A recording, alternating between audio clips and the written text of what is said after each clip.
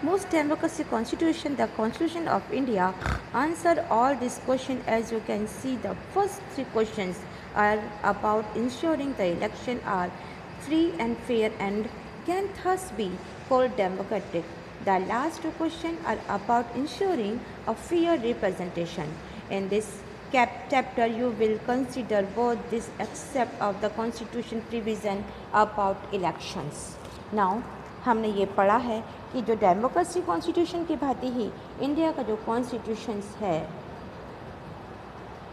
इनमें भी बहुत सारे क्वेश्चन का आंसर देख सकते हैं आप। इससे पहले भी आपने 3 प्रश्न पढ़े हैं और वहाँ पे हमने निष्पक्ष चुनाव देखे हैं, जिसे हम डेमोक्रेसी इलेक्शन कह सकते हैं।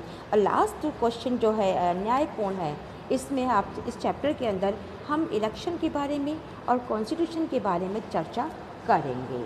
The election system in India, you may have to notice above the reference to a different method or the system of election. You may have wondered what this were all about. You may have seen or read about different method of electioneering or campaigning in the election. But what is the different method of election? There is a system of the conducting election and there are authorities and rules about do and done.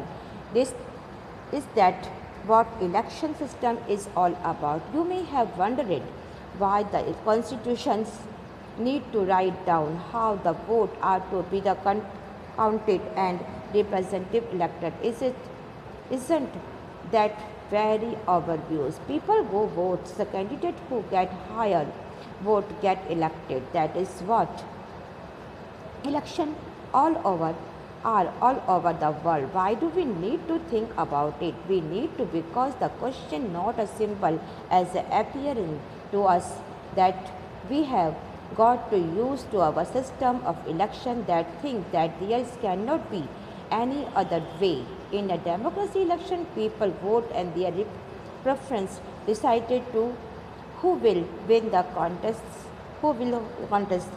and that there can be very different the way in which people make. Now, ऊपर आपने देखा कि election system in India कि आपने elections के बारे में, इसके सिस्टम के बारे में और इसके मेथड के बारे में गौर किया। आपको आश्चर्य हुआ कि ये सब क्या है। कि इलेक्शन के समय इलेक्शन के समय जो इलेक्शन के प्रचार के लिए या कैंपेनिंग के लिए अपनाए जाने वाले तरीके के बारे में भी आपने देखा है कि इलेक्शन के तरीके क्या है। इलेक्शन संचालन जो कंडक्ट करती हैं उसका एक सिस्टम होता है और इसके लिए अथॉरिटीज़ और नियम बनाए जाते हैं जो ये कहते हैं कि क्या करें और क्या ना करें। क्या इलेक्शन के जो सिस्टम है ये सही भी है? आपको जानकर बड़ा ही आश्चर्य होगा कि कॉन्स्टिट्यूशन में ये लिखने की ज़रूरत पड़ी है कि जिस समय जो हमारी इलेक्टेड या मतगणना की जाती है तो वो कैसी होगी और इसके रिप्रेजेंटेटिव को कैसे हम चुनेंगे। और ये क्या अपने आप में स्पष्ट नहीं है कि लोग जाते हैं वोट देते हैं और जिसको अधिकतम वोट मिलता है चुन जाता है। पूरे वर्ल्ड में ऐसा ही होता है, पर इसके बारे में हमें सोचना होगा। हमें इसलिए सोचना चाहिए क्योंकि ये जो प्रश्न है इतना सरल नहीं जितना हमें लगता है। ये हमारे इलेक्शन सिस्टम में इतना लीन है कि हमें लगता है कि कोई भी तरीका हो सकता है कि डेमोक्रेसी चुनाव में जनता वोट देती है और इसकी इच्छा से ही तय करती है कि कौन चुनाव में जीतेगा।